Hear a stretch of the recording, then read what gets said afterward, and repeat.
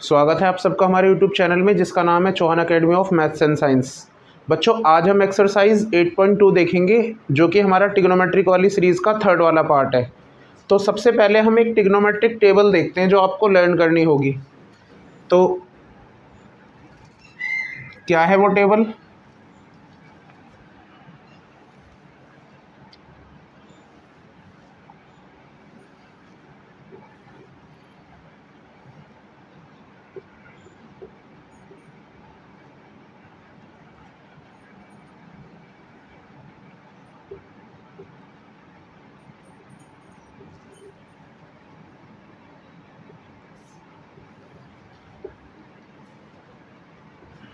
इन पांचों एंगल पे जो हमारी ट्रिग्नोमेट्रिक फंक्शंस हैं उन जो रेशियो की है फिक्स वैल्यू होती है कुछ। अब वो क्या वैल्यू होती है वो देखते हैं। तो सबसे पहले आता है हमारा साइन। तो साइन थीटा पे साइन ज़ीरो की जो वैल्यू होती है वो हमारी ज़ीरो होती है। मतलब अगर 0 डिग्री का एंगल है उस पे साइन का परपेंडिकुलर और हाइपोटेनस का जो रेशियो होता है वो 0 होता है। 30 डिग्री के एंगल में साइन में परपेंडिकुलर और हाइपोटेनस का जो रेशियो होता है वो 1/2 होता है। तो इसलिए साइन 30 की वैल्यू 1/2 होती है। साइन 45 की वैल्यू 1/√2 होती है हमारी। साइन 60 की वैल्यू √3/2 होती है और साइन 90 की वैल्यू 1 होती है। अब इस टेबल में ऐसे तो आपको सबकी याद रखनी पड़ेगी, तो उसके लिए हम एक ट्रिक देख लेते हैं छोटी सी। तो ट्रिक है हमारी, आपको 0 से लेके 1 2 3 4 तक नंबर लिखने हैं। सबके अपॉन में 4 लगाना है और सबके अपॉन में 4 लगाने के बाद सब पे अंडर रूट लगाना है। तो सब पे अगर हम अंडर रूट लगाएंगे तो 0/4 0 होता है, तो 0 का रूट भी 0 होगा। तो साइन 0 0 हो गया। 1/4 को निकालेंगे तो 1 का 1 हो गया, 4 का 2 हो गया, तो ये 1/2 हो गया। 45 में इसको निकालेंगे तो ये कट जाएगा, रूट में 2 रह जाएगा, तो 1/√2 साइन 45 की वैल्यू। उसी तरह 3 रूट से बाहर आएगा नहीं, 4 बाहर आएगा 2, तो √3/4 हो गया। यहाँ पे √3/2 हो गया। 4/4 को डिवाइड देंगे 1 आएगा और 1 का रूट 1 ही होता है। तो ये हमारी पहली लाइन कंप्लीट हो गई साइन वाली। अब देखते हैं हम कॉस वाली। कॉस थीटा के लिए देखते हैं। तो इसको आपको क्या करना है, इसको रिवर्स लगाना है उल्टी तरफ से। तो वहाँ पे 1 है तो यहाँ 1 आ गया, फिर √3/2 है तो √3/2 आ गया, फिर यहाँ पे 1/√2 आ गया और फिर 1/2 है तो 1/2 आ गया और फिर 0 आ गया। इसका मतलब cos 0 1 हो गया, cos 30 √3/2 हो गया, cos 45 1/√2 हो गया, cos 60 1/2 और cos 90 0। अब आपको निकालना है tan थीटा। तो tan क्या होता है, साइन अपॉन कोस होता है। तो साइन को कॉस से डिवाइड देंगे tan आ जाएगा। तो जब 0 को 1 से डिवाइड देंगे तो 0/1 0 हो जाएगा। जब इसको इससे डिवाइड देंगे 2 से 2 कट जाएगा, ये 1/√3 रह जाएगा आपका। इससे ये कैंसल आउट हो जाएगा, 1 बचेगा। जब इसको इससे डिवाइड दोगे 2 से 2 कट जाएगा, √3/1 बचेगा जो कि √3 होगा। और 1/0 होता है आपका नॉट डिफाइंड, जिसको इनफाइनाइट भी बोलते हैं। तो ये हमारा नॉट डिफाइन हो गया। अब हम निकालेंगे कॉसैक। तो कॉसैक थीटा जो होता है वो हमारा साइन थीटा का उल्टा होता है, रेसिप्रोकल होता है। तो 0 का रेसिप्रोकल करेंगे तो नॉट डिफाइन आ जाएगा, इसका रेसिप्रोकल करेंगे तो 2 हो जाएगा, इसका रेसिप्रोकल करेंगे तो √2, इसका रेसिप्रोकल करेंगे तो 2/√3 और 1 का रेसिप्रोकल करेंगे तो 1 ही आ जाएगा। उसी तरह अब सेक थीटा निकालना है। तो सेक को हमें कॉस को रेसिप्रोकल करना पड़ेगा। तो 1 को रेसिप्रोकल किया, 1 आ गया।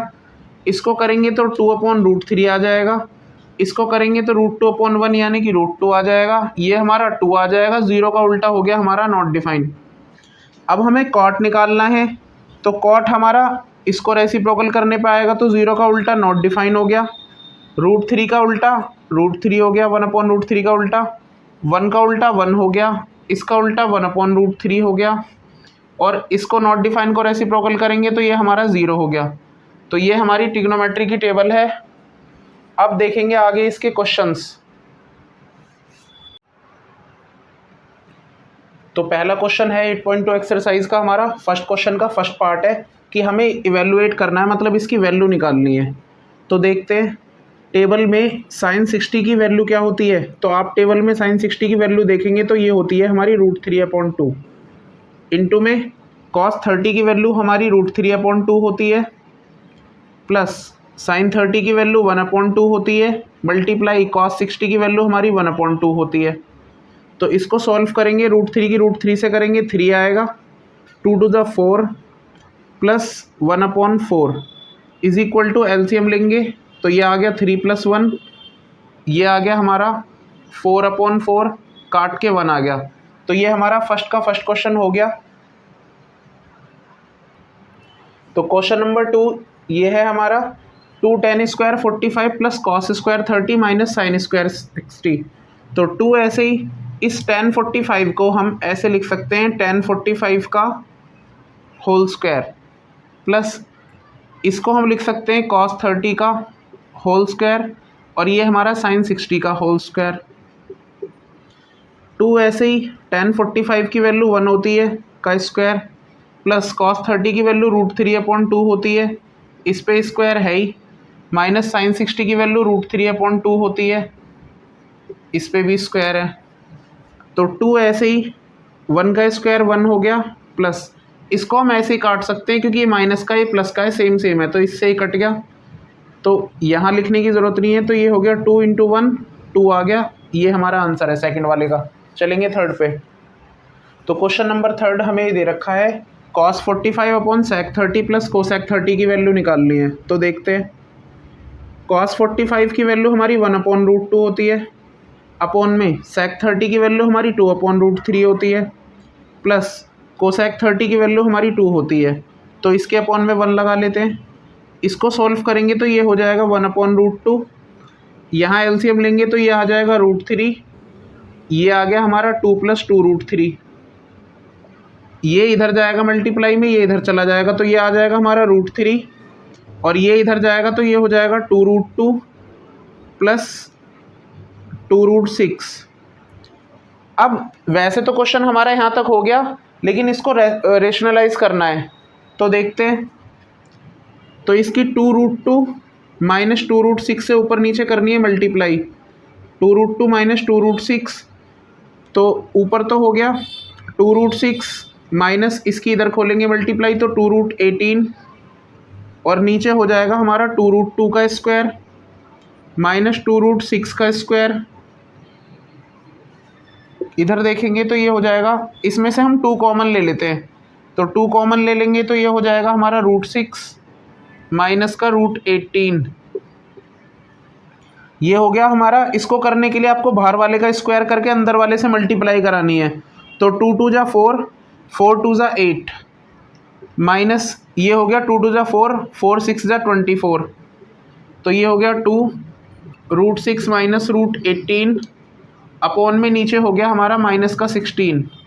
इससे इसको काटेंगे तो माइनस का 8 आ जाएगा, इस माइनस को हटाएंगे तो अंदर वालों के साइन बदल जाएंगे, तो ये हो जाएगा हमारा √18 तो हो जाएगा प्लस का, और √6 हो जाएगा माइनस का, अपॉन में 8 हो गया। अब हम चाहें तो √18 को फर्दर ब्रेक कर सकते हैं 3√2 में, ये 3√2 हो गया माइनस √6 अपॉन में √8, तो ये ख़त्म हो गया हमारा। तो क्वेश्चन नंबर 4 में हमें sin 30 plus tan 45 minus cosec 60 upon में sec 30 plus cos 60 plus cot 45 की वैल्यू निकालनी है। तो फिर वैसे ही करेंगे, sin 30 की वैल्यू होती है 1/2 प्लस tan 45 की वैल्यू 1 होती है माइनस cosec 60 की 2/√3 होती है, डिवाइड बाय sec 30 की 2/√3 प्लस cos 60 की हमारी 1/2 प्लस cot 45 की वैल्यू 1 होती है, अपॉन में इनके 1 लगा के लेना है एलसीएम। तो ये हो गया हमारा, इनका एलसीएम लेंगे तो 2√3, और एलसीएम लेना कैसे है, तीनों में जो कॉमन है वो लिख लेना, अगर कॉमन नहीं है तो जो बचा हुआ है वो लिख लेना। यहाँ से 2 बचा, यहाँ से √3 बचा, 1 लिखने की ज़रूरत नहीं है। तो इसको इससे डिवाइड देंगे √3 के ऊपर मल्टीप्लाई कराई तो √3, प्लस इसको इससे डिवाइड दिया तो 2√3 की 1 से कराई तो 2√3 आ गया, माइनस इसको इससे डिवाइड दिया 2 बचा, 2 × 2 = 4, ऐसे ही नीचे एलसीएम लेना है, 2√3 आ गया, यहाँ पे 4 आ गया, प्लस √3 प्लस 2√3, इस 2√3 से 2√3 कट गया, ऊपर आ गया 2 और 1, यहाँ आ गया 3√3 -4 और अपॉन में आ गया 3√3 प्लस का 4। इसको करना है रेशनलाइज, तो इसको रेशनलाइज करेंगे हम 3√3 -4 से ऊपर नीचे मल्टीप्लाई करा के, तो ऊपर आ गया 3√3 -4 का होल स्क्वायर, अपॉन में नीचे आ गया 3√3 का स्क्वायर -4 का स्क्वायर। तो ऊपर तो होल स्क्वायर ओपन करना पड़ेगा, तो ये आ गया a² प्लस b² -2 इंटू में a इंटू में b, और नीचे आ गया 3 3 जा 9 3 जा 27 -4 4 जा 16। तो ये हो गया हमारा 27 प्लस 16 -2 3 जा 6 4 जा 24√3 अपॉन में इसमें से ये जाएगा तो आ जाएगा 11। तो ये हो गया हमारा 43 -24√3 अपॉन में 11। ये हमारा आंसर है। चलते हैं नेक्स्ट क्वेश्चन पे। क्वेश्चन नंबर 5 में हमें इसकी वैल्यू निकालनी है। 5 cos square 60 plus 4 sec square 30 minus 10 square 45। और ये देखते हैं 5 ऐसे ही इसको लिख सकते हैं cos 60 का स्क्वायर प्लस 4 ऐसे ही इसे लिख सकते हैं sec 30 का स्क्वायर माइनस इसे 10 45 का स्क्वायर लिख सकते हैं। इसको हम sin 30 का स्क्वायर लिख सकते हैं प्लस cos 30 का स्क्वायर लिख सकते हैं। 5 ऐसे ही cos 60 की वैल्यू होती है हमारी 1/2 का स्क्वायर। 4 ऐसी sec 30 की वैल्यू होती है हमारी 2/√3 का स्क्वायर माइनस 10 45 की वैल्यू 1 होती है 1 का स्क्वायर।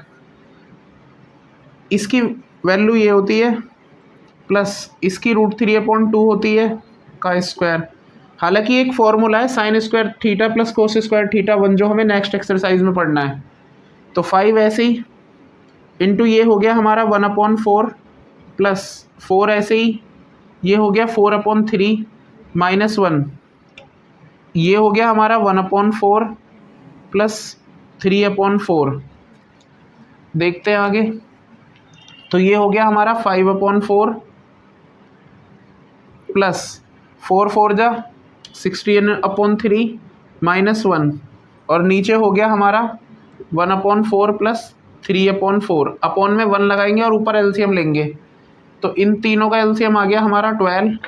तो ये आ गया 12, तो 3 5 जा 15 प्लस इसको डिवाइड दिया 4 64 माइनस 12। देखते हैं अपॉन में, तो ये आ गया 4 1 प्लस 3, तो ये आ गया ऊपर हमारा 67 अपॉन में यहाँ से 12, और ये बचा हमारा 4/4। इस 4/4 से कट गया 1 आ गया, तो ये आ गया हमारा 67/12 इस क्वेश्चन का आंसर। चलते हैं नेक्स्ट क्वेश्चन पे। तो क्वेश्चन नंबर 2 उसका में बोला है हमें चूज़ करना है करेक्ट ऑप्शन। ये हमें क्वेश्चन दे रखा है और ये इसके 4 ऑप्शन दे रखे हैं, इसमें से हमें करेक्ट वाला चूज़ करना है और अपने ऑप्शन को जस्टिफाई भी करना है। तो देखते हैं, इसे सॉल्व अगर हम करें तो ये हो जाएगा 2 10 30 की वैल्यू होती है 1/√3, ये हो गया 1 प्लस 10 30 की वैल्यू 1/√3 का स्क्वायर। तो ये हो गया हमारा 2/√3 और यहाँ पे हो गया 1 प्लस 1/3। एलसीएम लेंगे 2/√3, 3 1 जा 3, तो ये हो गया हमारा 2/√3 4/3। ये इधर जाएगा मल्टीप्लाई में, ये इधर जाएगा,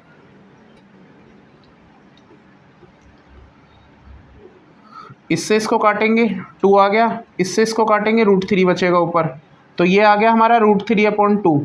अब हमें देखना है कि इनमें से √3/2 किसकी वैल्यू होती है, sin 60 की, cos 60 की, या इनमें से किसकी वैल्यू होती है हमारी √3/2। तो हमें पता होना चाहिए कि इन ऑप्शन के अकॉर्डिंग हमारी sin 60 की वैल्यू √3/2 होती है। तो ये क्वेश्चन हमारा हो गया कि sin 60 इज इक्वल टू √3/2 है, तो इसका आंसर हमारा sin 60 हो गया, जो कि हमारा ऑप्शन ए है। तो नेक्स्ट क्वेश्चन है हमारा 1 माइनस टेन स्क्वायर 45 अपॉन में 1 प्लस टेन स्क्वायर 45 की वैल्यू निकालनी है। तो देखते हैं, 1 ऐसे ही, टेन 45 की वैल्यू हमारी 1 होती है, 1 का स्क्वायर, यहाँ पे 1 प्लस 1 का स्क्वायर, तो ये हो गया हमारा 1 माइनस 1 अपॉन में नीचे 1 प्लस 1 आ गया, तो ये हो गया 0/2 इज इक्वल टू 0। तो इन सारों में से देखनी है हमें 0 किसकी वैल्यू होती है। वैसे तो 0 सीधा ही ऑप्शन में दे रखा है, तो 0 ही हमारा आंसर है, तो ऑप्शन डी वाला हमारा आंसर है। चलते हैं नेक्स्ट क्वेश्चन पे।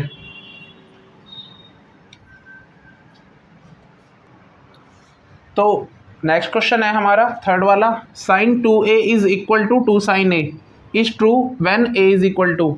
इसने बोला है अगर साइन 2a हमारा 2 साइन a के बराबर है तो फिर a की वैल्यू क्या होगी, या a की किस वैल्यू के लिए ये दोनों कंडीशन जो है वो बराबर हो सकती हैं। तो देखो, एंगल पे 2 से मल्टीप्लाई और वैसे 2 से मल्टीप्लाई करने का इम्पैक्ट तब नहीं पड़ता अगर हमारा रिजल्टेंट में 0 आए।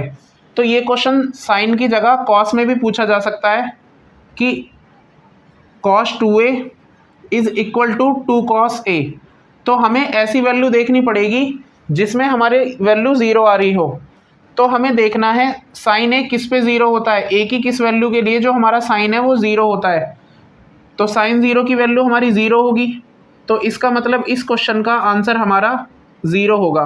अगर आपको ऐसे समझ में नहीं आता तो आप चारों ऑप्शन में से उठा के रख लेना, इसमें जिस ऑप्शन में भी LHS और RHS बराबर हो जाए वही हमारा आंसर होगा। अगर क्वेश्चन ये वाला हो तो इस क्वेश्चन पे हमें देखना है cos 90 की वैल्यू 0 होती है, तो जो a है हमारा इस केस में 90 हो जाएगा। चलते हैं नेक्स्ट क्वेश्चन पे, देखते हैं अगला वाला क्वेश्चन। तो नेक्स्ट क्वेश्चन पे चलते हैं। नेक्स्ट क्वेश्चन में हमें 2 tan 30 1 minus tan square 30 is equal to क्या आएगा ये बताना है इन चार ऑप्शन में से। तो वैल्यू पास करते हैं सबसे पहले। 2 ऐसे ही, tan 30 की वैल्यू हमारी 1/√3 होती है, 1 माइनस 1/√3 का स्क्वायर, तो ये हो गया हमारा 2/√3, ये हो गया 1 माइनस 1/3। तो इसको सॉल्व करेंगे आगे, 2/√3, एलसीएम लेंगे नीचे 3, इससे मल्टीप्लाई कराई 3 माइनस 1, तो ये हो गया हमारा 2/√3, 2/3, ये इधर जाएगा मल्टीप्लाई में, ये इधर जाएगा, तो ये हो गया 2 इंटू में 3 अपॉन में √3 इंटू में 2। इस 2 से ये 2 कट गया, इससे इसको कटा, तो ये हमारा √3 आ गया। अब देखना है √3 इनमें से किसकी वैल्यू पे आता है। तो हम देखेंगे इनमें से, तो हमें पता है tan 60 की वैल्यू √3 होती है, तो इसका मतलब tan 60 इज इक्वल टू होता है √3। तो जो हमारा इसकी इक्वल आ गई वो आ गई हमारी tan 60। तो नेक्स्ट क्वेश्चन है क्वेश्चन नंबर 3, और ये क्वेश्चन इंपॉर्टेंट है, कई बार पेपर में आया हुआ है इस टाइप का क्वेश्चन, तो ये क्वेश्चन हमारा इंपॉर्टेंट है। तो इसमें बोला है if tan a plus B is equal to √3 and tan a minus B is equal to 1/√3 such that a plus B is greater than 0 और लेस देन और equal to 90 where a is equal to b। अब इस बात का क्या मतलब है, पहले आप इस बात का मतलब समझिए। देखिए, tan के किसी एक सिंगल वैल्यू पे जो हमारी वैल्यू होती है वो सेम नहीं होती, उसके अलावा भी और वैल्यू होती है जिन पे वो वैल्यू सेम आती है। जैसे अगर हमने देखा है कि साइन 30 की वैल्यू 1/2 होती है, तो सिर्फ 30 की वैल्यू 1/2 नहीं होती, इसके अलावा और भी बहुत सारे एंगल होते हैं, इनफाइनाइट एंगल होते हैं जिन पे वैल्यू 1/2 आती है। वो हम 11th क्लास में पढ़ेंगे कि वैल्यू रिपीट कैसे करती है। तो उसने कहा है कि आपको सिर्फ ए और बी की वो वैल्यूज़ बतानी है जो 0 और 90 के बीच में जो फर्स्ट क्वाड्रेंट में आएंगी, और ए हमारा बी से बड़ा है। तो देखते हैं, सबसे पहले tan a plus B is equal to √3 दे रखा है हमें, तो हमें चेक करना पड़ेगा कि tan में a plus B is equal to √3 है, तो tan में √3 किसकी वैल्यू होती है। तो हमें पता है कि tan 60 की वैल्यू √3 होती है, इसका मतलब मैं √3 की जगह tan 60 रख सकता हूँ। तो ये हमारा आ गया tan a plus B is equal to tan 60। अब हम करेंगे दोनों तरफ कंपेयर।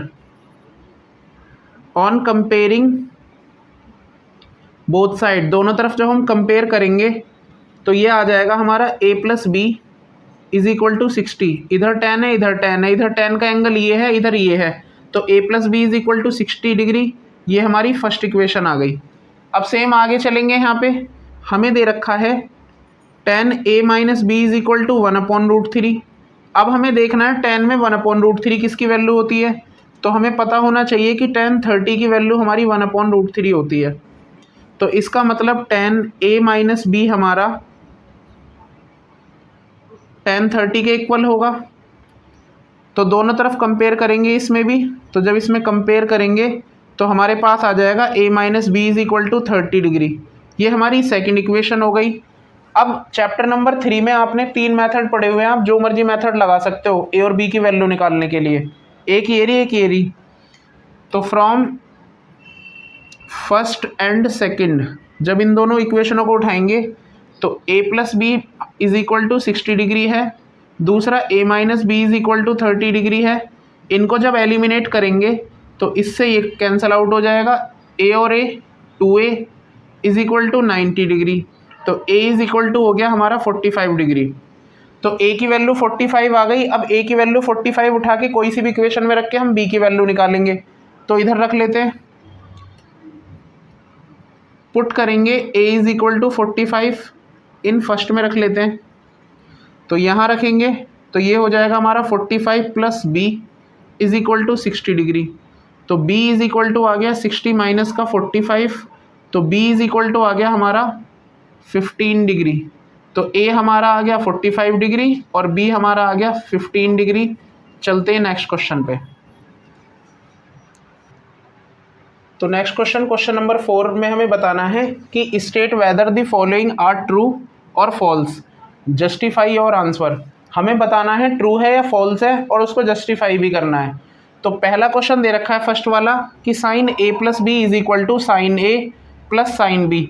मैंने आपको पिछली क्लास में भी बताया था कि जो साइन थीटा होता है ये सिर्फ एक सिंगल फंक्शन होता है, इसको हम साइन इंटू में थीटा नहीं लिख सकते, ये गलत है। तो उसी तरह इसकी मल्टीप्लाई नहीं खोल सकते, ये a प्लस बी जो है वो साइन का एंगल है, इसका मतलब sine a plus B is not equal to sine a plus sine B. तो साइन a प्लस बी को हम sine a plus sine B नहीं लिख सकते क्योंकि ये इसका फंक्शन है। अगर ये ऐसे लिखा हुआ होता कि a प्लस बी इंटू में साइन थीटा, तो हम इसको लिख सकते थे a sine theta plus B sine theta, तब ये सही होता। लेकिन अब ये ऐसे लिखा हुआ है तो ये फॉल्स है। चलते हैं नेक्स्ट क्वेश्चन पे। नेक्स्ट क्वेश्चन है हमारा the value of sine theta increases as theta increases. जब थीटा बढ़ता है यानी कि एंगल बढ़ता है, जो साइन की वैल्यू है वो हमारी बढ़ती है घटती है, ये पूछा है इन्होंने। तो देखो यहाँ पे क्या होगा, हमने देखा कि साइन 0 हमारा 0 डिग्री होता है, साइन 30 हमारा 1/2 होता है, साइन 45 हमारा 1/√2 होता है, साइन 60 हमारा √3/2 होता है और साइन 90 हमारा 1 होता है। तो देख रहे हो जैसे कि जैसे एंगल बढ़ रहा है हमारा, जैसा आप देख रहे हैं कि एंगल हमारा जब बढ़ रहा है तो जो हमारे आउटपुट की वैल्यू है ये भी क्या हो रही है, बढ़ रही है। तो इसका मतलब इसने भी ये बोला है कि अगर थीटा बढ़ रहा है, जो कि बढ़ रहा है इधर, तो हमारी साइन थीटा की वैल्यू बढ़ती है।